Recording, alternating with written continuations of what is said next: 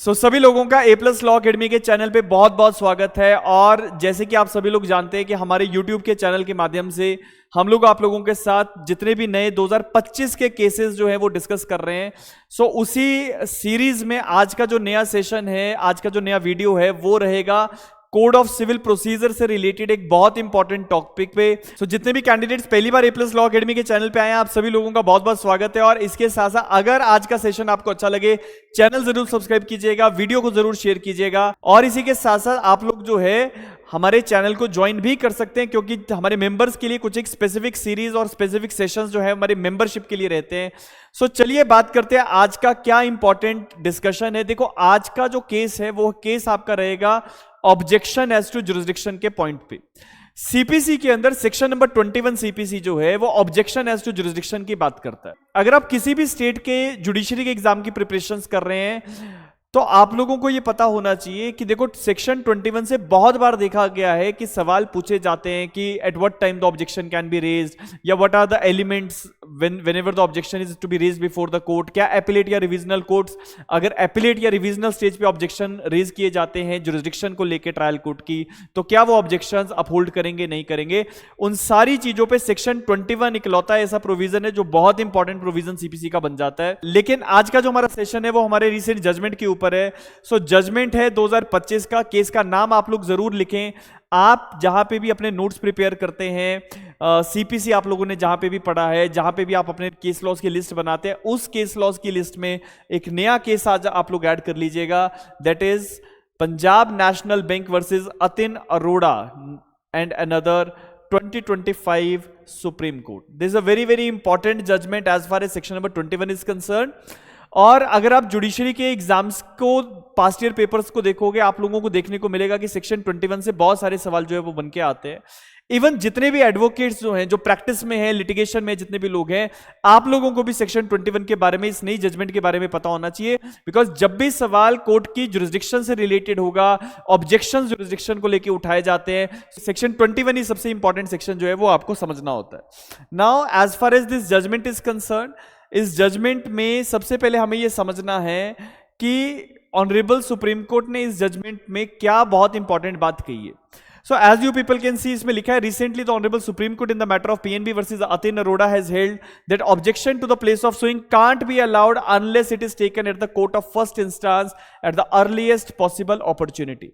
सबसे पहले मैं हमारे जितने भी व्यूअर्स आपको ये बताता हूं कि ऑब्जेक्शन एज टू जुरिस्डिक्शन जो है वो कैसे काम करता है, कैसे ये प्रिंसिपल काम करता है। देखिए, जब भी ट्रायल कोर्ट के सामने प्रोसीडिंग्स चल रही हैं, प्लेंटिफ ने डिफेंडेंट के ऊपर केस किया हुआ है। डिफेंडेंट अगर कोर्ट की जुरिस्डिक्शन को चैलेंज करना चाहता है, चाहे वो पेक्यूनियरी जुरिस्डिक्शन हो, टेरिटोरियल जुरिस्डिक्शन हो या सब्जेक्ट मैटर जुरिस्डिक्शन हो, अगर आप उसको चैलेंज करना चाहते हैं तो इनिशियल स्टेजेस पे ही ट्रायल कोर्ट के सामने आप उसको चैलेंज कर सकते हैं। लेकिन कभी कभी क्या होता है कि डिफेंडेंट जो है वो पेक्यूनियरी या टेरिटोरियल जुरिस्डिक्शन के ऑब्जेक्शन को कोर्ट के सामने रेज नहीं करता है। जब रेज नहीं करता है तो ट्रायल कोर्ट जो है वो अपनी प्रोसीडिंग्स चला रहा है, ऑब्जेक्शन ने अपना जुरिस्डिक्शन को लेकर जो ऑब्जेक्शन उठाना था वो नहीं उठाया, और बाद में सब्सिक्वेंटली एपिलेट या रिविजनल कोर्ट में जाके जो है ऑब्जेक्शन रेज किया जाता है। तो सवाल उठता है कि क्या एपिलेट या रिविजनल कोर्ट के सामने ये ऑब्जेक्शन सस्टेन करेगा या नहीं करेगा।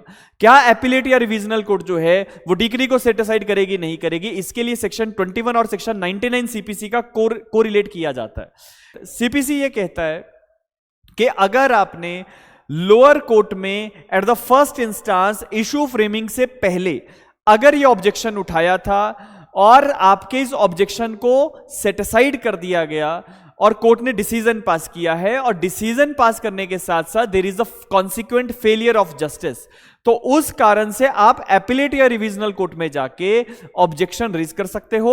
और अगर एपिलेट या रिविजनल कोर्ट को यह लगता है that yes there is a failure of justice, miscarriage of justice हुआ है, तो आप लोअर कोर्ट की जजमेंट को सेटिस्फाइड कर सकते हो। लेकिन जो सबसे इंपॉर्टेंट बात है वो ये है कि अगर लोअर कोर्ट के सामने ये ऑब्जेक्शन नहीं उठाया गया था और कोई फेलियर ऑफ जस्टिस भी नहीं हुआ है, सब्सिक्वेंटली एपिलेट या रिविजनल कोर्ट के सामने ये ऑब्जेक्शन सस्टेन नहीं करेगा।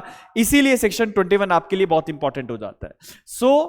जहां तक बात है इस केस की, तो सबसे पहले मैं आपके साथ केस में जो ऑनरेबल सुप्रीम कोर्ट की ऑब्जर्वेशंस है, जो इंपॉर्टेंट ऑब्जर्वेशंस है, वो आपके साथ डिस्कस करूंगा। ऑनरेबल सुप्रीम कोर्ट का यह कहना है हम यहां से पढ़ रहे हैं, that honourable supreme court specifically noted that Calcutta high court failed to consider section 21 of CPC regarding the jurisdictional objections. It overlooked that the objections about the place of suing must be taken at the earliest opportunity. और earliest opportunity क्या है? Before the settlement of issues आपको ये objection उठा देने चाहिए। ये चीज सबसे इंपॉर्टेंट है कि ऑब्जेक्शन आपको कब उठाना चाहिए। दूसरा जो है, क्योंकि इस केस के रिलेटेड फैक्ट्स जो हैं वो आईबीसी से रिलेटेड है, इंसॉल्वेंसी एंड बैंक्रप्सी कोड से रिलेटेड है, तो हमें उसमें नहीं जाना, हमें सिर्फ जाना है इसका जो रेशो एरिया है उसमें, क्योंकि हमारे जुडिशरी के एग्जाम्स में सेक्शन 21 आपको उस पर्सपेक्टिव से पूछा जाता है। So as far as section 21 is concern, तो सेक्शन 21 के बारे में मैं यहां पे आपके साथ कुछ डिस्कशन कर रहा हूं। सेक्शन 21 के अंदर एक चीज लिखी है, that it states that no objection as to the place of suing shall be allowed by any appellate or revisional court unless such objection was taken in the court of first instance at the earliest possible opportunity and in all cases where the issues are settled or before such settlement and unless there is a consequent failure of justice। तो 3 conditions होती हैं। पहली कि आपने ये जो objection था अगर ये एपिलेट या रिविजनल कोर्ट के सामने ही जाके उठाया है तो एपिलेट या रिविजनल कोर्ट इस ऑब्जेक्शन को अलाउ नहीं करेगी। अगर आपने ये ऑब्जेक्शन फर्स्ट इंस्टांस के कोर्ट में, ट्रायल कोर्ट के सामने ये ऑब्जेक्शन नहीं उठाया था।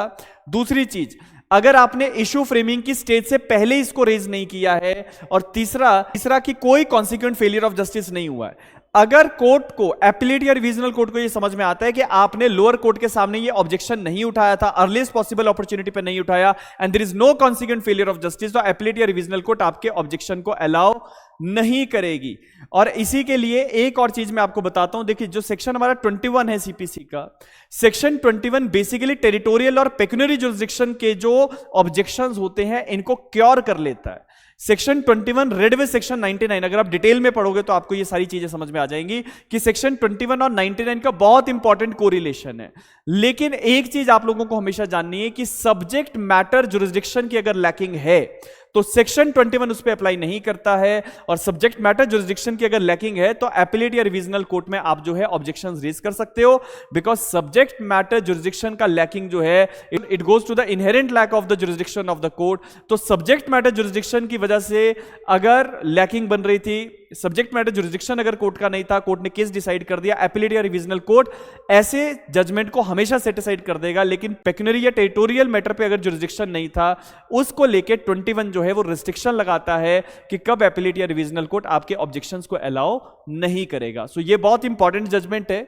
इस जजमेंट को देखो, पॉइंट्स वही हैं, अगर आप लोगों ने सेक्शन 21 ध्यान से पढ़ा होगा so definitely you have gone through with multiple cases. जैसे 2019 में स्नेहलता गोयल वर्सेस पुष्पलता का केस आया, उसके साथ साथ किरण सिंह वर्सेस चमन पासवान का केस आप लोग पढ़ते हैं, डीएलएफ यूनिवर्सल लिमिटेड का केस आप पढ़ते हैं। तो there are multiple cases on the text of jurisdiction, लेकिन अपनी जजमेंट्स के अंदर एक नया जजमेंट इनकॉर्पोरेट कर लो, that is PNB versus Atin Arora 2025 supreme court. So ये जजमेंट बहुत इंपॉर्टेंट है, अपने नोट्स के अंदर प्लीज इसको इनकॉर्पोरेट करो। और इसके साथ साथ और भी बहुत सारी जजमेंट सब हमारे यूट्यूब के चैनल पे और आने वाली हैं। सो आप लोग हमारे चैनल को सब्सक्राइब कर सकते हैं, ज्वाइन कर सकते हैं, और इसके साथ साथ इस वीडियो को शेयर जरूर करें। इसी के साथ साथ थैंक यू सो मच, और हम आपसे मिलेंगे किसी और वीडियो के अंदर। बहुत बहुत धन्यवाद।